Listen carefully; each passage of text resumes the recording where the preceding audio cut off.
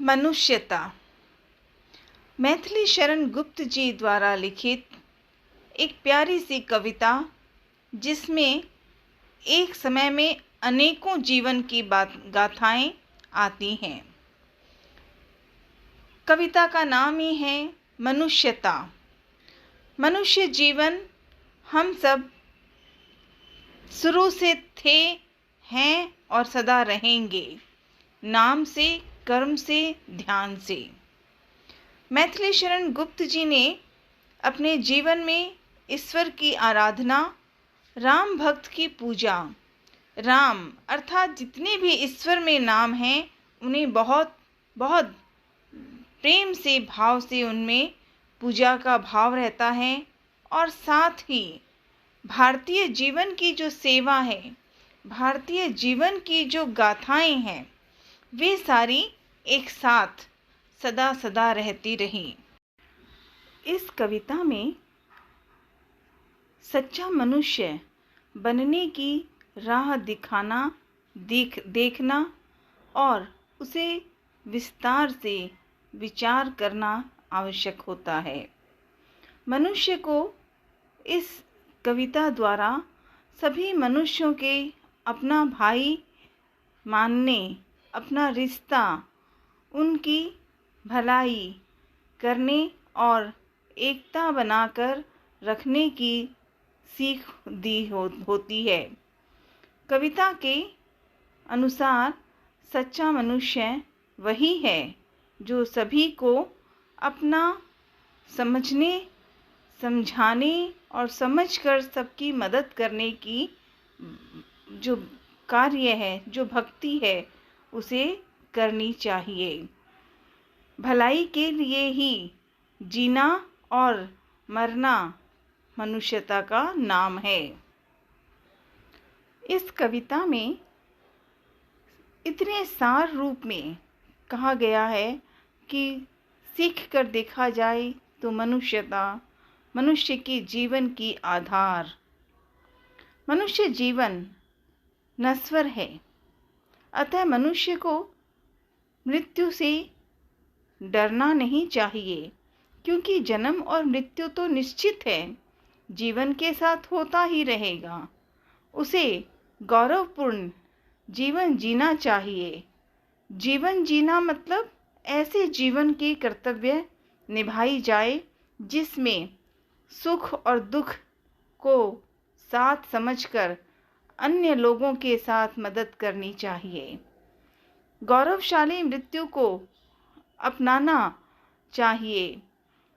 स्वयं के लिए जीना पशु प्रवृत्ति है और मनुष्यों के लिए जीना मरना मनुष्यता है। मनुष्यता वही तो है। इस कविता में यही कहा गया है। संसार में सदा उसी की यशोगाथा गाई जाती है जो सारे संसार में अपनापन देखता है, दिखाता है, मदद करता है और सबको अपना मानवता मानता है। मनुष्य को चाहिए कि वह आपस में मेल जोल बनाकर, सबके साथ मिलजुल कर राह के रोड़ों को हटाने पर और भी कोई मुसीबतें हो उससे जीतना है। और साथ ही साथ ये अति आवश्यक है कि कई संत पुरुषों का नाम है जिसमें ये बात स्पष्ट रूप में आई है कि वो जीवन में मनुष्यता का भाव समझाते हैं। रतिदेव, दधीची, कर्ण आदि महान आत्माओं के संसार के हित में बढ़ चढ़कर हर समय कई प्रयास, त्याग किया है। अतः मनुष्य को चाहिए कि वह उनके प्रेरणादायक पावक इस नश्वर को, ऐसा नश्वर शरीर जो मोह न करे, वह मन से सहानुभूति, सहानुभूति, दया, उदारता, परोपकार, मनुष्यता, मन की भावों की इच्छा आदि सभी। कवि मनुष्य को प्रेरणा देना चाहता है कि कभी धन और भाग्य का गुमान अर्थात घमंड, अहंकार नहीं करना चाहिए। इस संसार में कोई अनाथ नहीं है, सब पर परमात्मा का हाथ है। ईश्वर का ऐसा कर्म है कि जैसे कार्य करें वैसा फल होगा। मनुष्यता में यही तो बात है कि मनुष्य का जीवन खुद के विश्वास पर ही होता है। भाग्यहीन नर वह है जो अधिक होकर हाय हाय कमी का अभाव, शिकायत की बात करता है।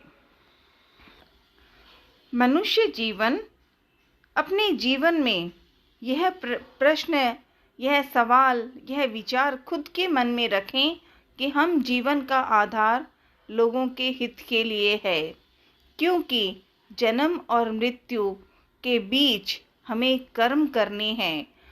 जन्म और मृत्यु तो निश्चित है, पर उसे सिर्फ अपने लिए जीना नहीं होता। यही इस कविता का भाव। इस कविता में संक्षेप में अगर कहा जाए तो यही है कि मनुष्यता वही है जो जीवन का नया आधार बना देती है। मनुष्य के लिए ईश्वर की आराधना, कर्तव्य की जो भावना, या यूं कह लें कि जीवन का जो कर्तव्य है उसे निभाएं। उसे निभाने के लिए परोपकार की आवश्यकता है।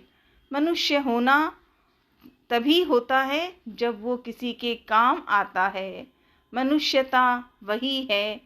मैथिली शरण गुप्त जी ने मनुष्यता, संक्षेप नाम लगता है मनुष्यता, पर अर्थ समझें तो वो इतना लंबा है कि जब जब जीवन में कुछ देखें, कुछ पढ़ें, कुछ बोलें, जीवन में कैसा व्यवहार करें, ये सारी चीज़ें जब समझ में आती हैं या समझ में आने के लिए तैयारी होती है तो वही है मनुष्यता का आधार। धन्यवाद।